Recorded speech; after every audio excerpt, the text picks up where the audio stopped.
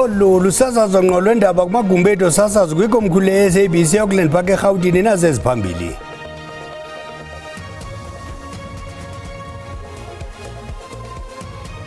UMzantsi Afrika uthe ndlelantle ku-Albert Mazibuko nosele lilungu lokugqibela labaseki be-Ladysmith Black Mambazo ebelisadla amazimba nobekwe ikhaya lokugqibela e-Escort. We grew up being told that no one can steal a qualification. Oscar Mabuyane, masters, stolen.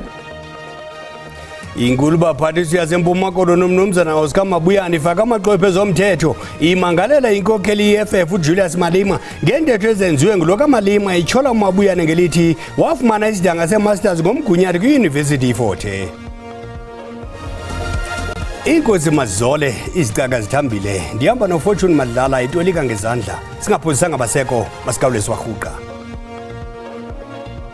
Libekwe kwikhaya lokugqibela igqala lomculo nelungu lokugqibela kubasunguli beqela lomculo wesicatamiya elidume kwihlabathi iLadysmith Black Mambazo uba uAlbert Mazibuko. Nangona eligqala belizenzele igama neqela lalo kumaqonga ehlabathi nangokuzuza indebe ezininzi zeGrammy, uhambo lwalo kwihlabathi luphelele apho lwaliqale khona kumhlaba waKwaZulu-Natal. Inkonzo ezukileyo kaMazibuko, imvumi nomculi weqonga obenegalelo kumculo weqela iLadysmith Black Mambazo. Usapho luzimase umngcwabo obuzele zingoma nomthandazo kwikhaya lakhe kubhiyozelwa ubomi bemvumi egqibe iminyaka iculela bemibeli loMzantsi Afrika nehlabathi ngokubanzi. uMazibuko ebengaphaya kokuba ngumsunguli weliqela koko ebeyintsika yeqela emculweni nobenefuthe lokuthutha umculo wesintu de ukuyokufikelela emazweni de eliqela labe lizuza indebe ezinhlanu zeGrammy, nto leyo ebenze baliqela elidume kwihlabathi. Baba ubekuqonda ukuthi akamele kuphela igama lomndeni lakaMazibuko, kumele umphakathi, whether umphakathi wasemtshezi noma umphakathi wasemnambethi noma basentuzume kwaMashi Claremont, yonke indawo behamba kuyona ubenalo kokuqonda ukuthi kumele umphakathi. Iqela lamabutho likhatshwa iLadysmith Black Mambazo becula eqongeni ingoma echukumisa umphefumlo. Usapho luthi ukuhamba kweliqhawe kushiya umvandedwa omkhulu, kodwa nangona kunjalo indima ayidlalileyo kubo iyakuhlala ihleli. I loved going to his shows and showing him love because he was a very busy person, but he wasn't like that too busy for his family. Silahlekelwe kakhulu ubaba uMazibuko njengoba beyingqalabutho futhi kuyiyona inqolobane iLadysmith Black Mambazo. Ukuhlakani okade kukhona lapha kuyena bekumangalisa. Urhulumente wephondo uqaphele ukulahlekelwa kwawo liqala lomculo. Ubaba uMazibuko noma sivala ikhasi lakhe lasemhlabeni kodwa kuningi asishela kona okuyifagugu ngoba siyazi ukuthi ngekhathi enzima zobandlululo ibona babe thumela umlayezo wenkululeko futhi nanobumbano. OkaMazibuko ushiya ngasemva unkosikazi, abantwana kunye nabazukulwana, kwaye inkonzo yomngcwabo yakhe ishiye wonke ubani ebona ukuba lo ulele apha akasayi kulibaleka. Inkulu baphathiswa yaseMpuma Koloni uMnumzana Oscar Mabuyane ifaka amaphepha ezomthetho imangalela inkokheli ye-EFF uMnumzana Julius Malema ngentetho azenze ityhola uMnumzana Mabuyane ngelithi wafumana isidanga semasters ngomgunyathi kwiYunivesithi iFort Hare. uMnumzana Malema ukuvakalise oku ngethuba ethetha nabalandeli be-EFF ngaphandle kwenkundla kuGompo City emva kokugwetya kwakhe kwityala lompu. OkaMabuyane unyanzelisa ukuba okaMalema axolise esidlangalaleni ziyazibophelele ngokubhalwe phantsi ukuba akasayi kuphinda enze intetho lolu kwixa elizayo. Inkulu baphathiswa yephondo uOscar Mabuyane umile ngelithi unezifundo zedegree kuphela kwidyunivesithi yakwaNokholeji, hayi idegree yemasters. Ukholelwa ukuba into ethethwe inkokheli ye-EFF uJulius Malema ayinasihlahla kwaye lilinge nje lokungcolisa igama lakhe. A crook of note, a person who steals education. We grew up being told that no one can steal a qualification. Oscar Mabuyane, masters, stolen like Pampers. So you in uniform, Go to Oscar Mabuyane's office, arrest him. uMabuyane ukholelwa ukuba into ethethwe nguMalema liphulo nje lokulwa idabi lezopolitiko.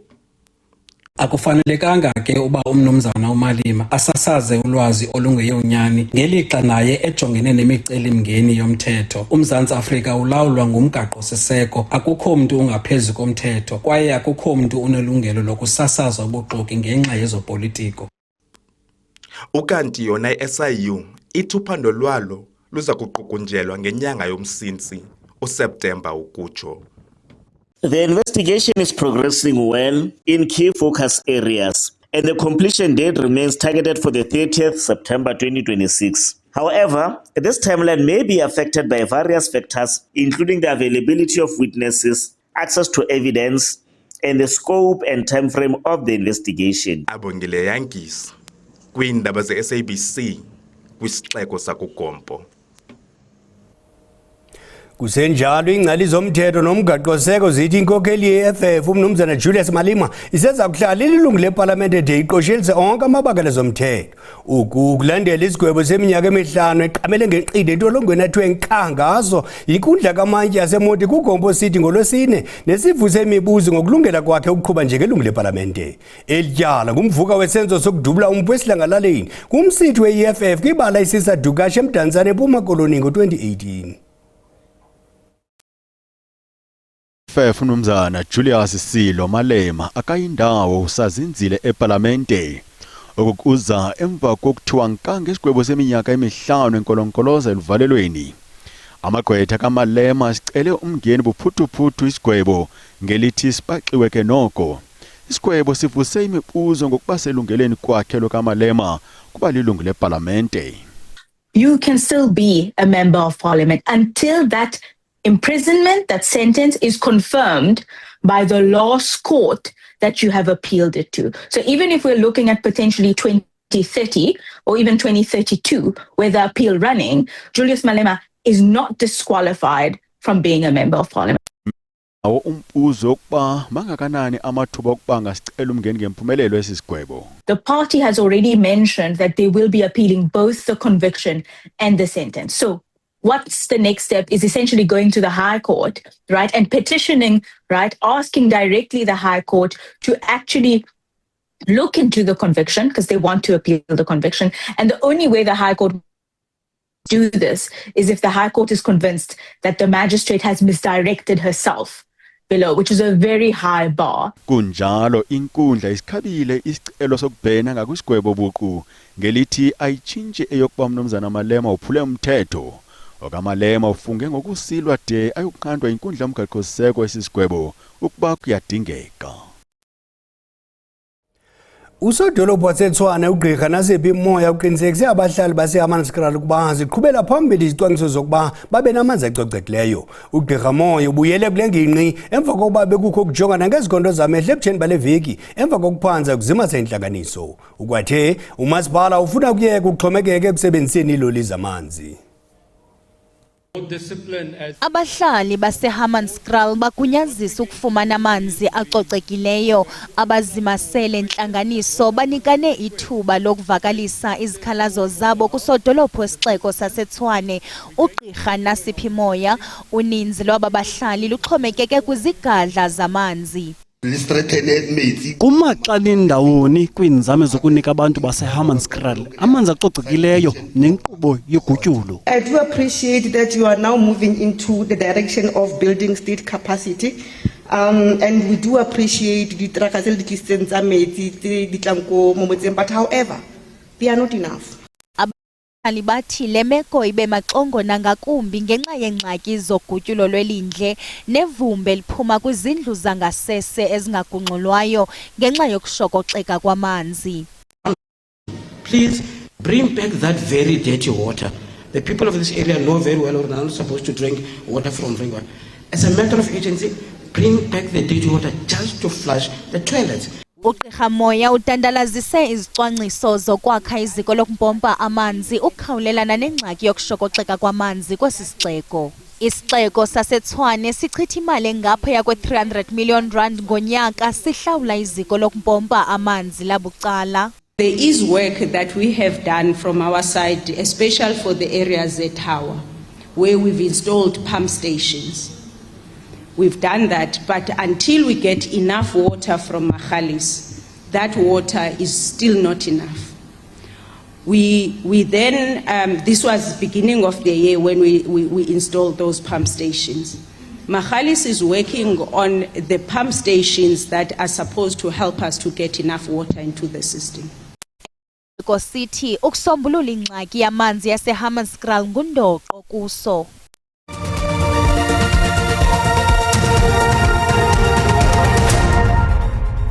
Sihlabele mgama nendaba zethu. Inkokeli ye-DA uMnumzana Jordan Hill-Louis iliphindile lokuba akuzubakho iziguqu kwigqiza labaphathiswa abalombutho kwikhabhinethi ye-GNU.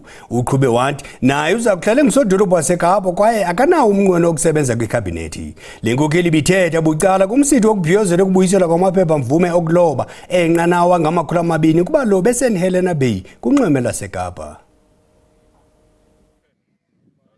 Umbutho we-DA uthi ukwiphulo lokubonisa ngemisebenzi emihle eyenziwa ziinkokheli zalombutho eziseburhulumenteni phantsi korhulumente wentsebenziswano. Lo mbutho usebenzise ukunikwa kwabalobi iimpepha-mvume zokubuyela elwandle eSt Helena Bay eNtshona Kapa, kodwa abanye abalobi bathi bafuna imvume yokuloba ezinye intlanzi. We only have crayfish,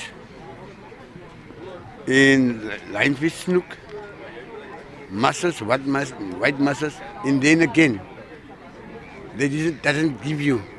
You don't get it because why they said it's not in your area.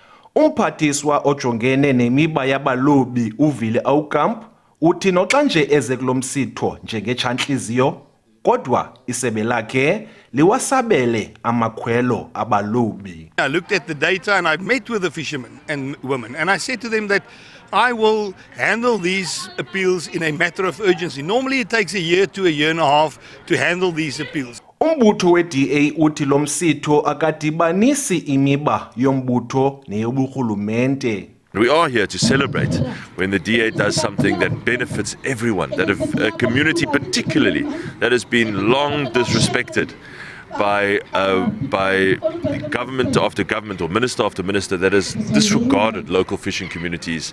Kusenjalo uHill-Louis uthi akukabikho sigqibo ngomba wotshintsho kwabaphathiswa be-DA emva kwenkomfa kazwelonke yalombutho kule veki iphilileyo.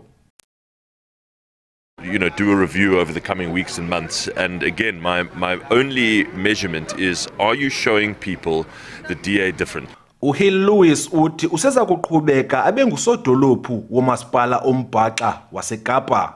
Kwiindaba ze-SABC, Dingubulelani Philip, eSt Helena Bay, eNtshona Kapa.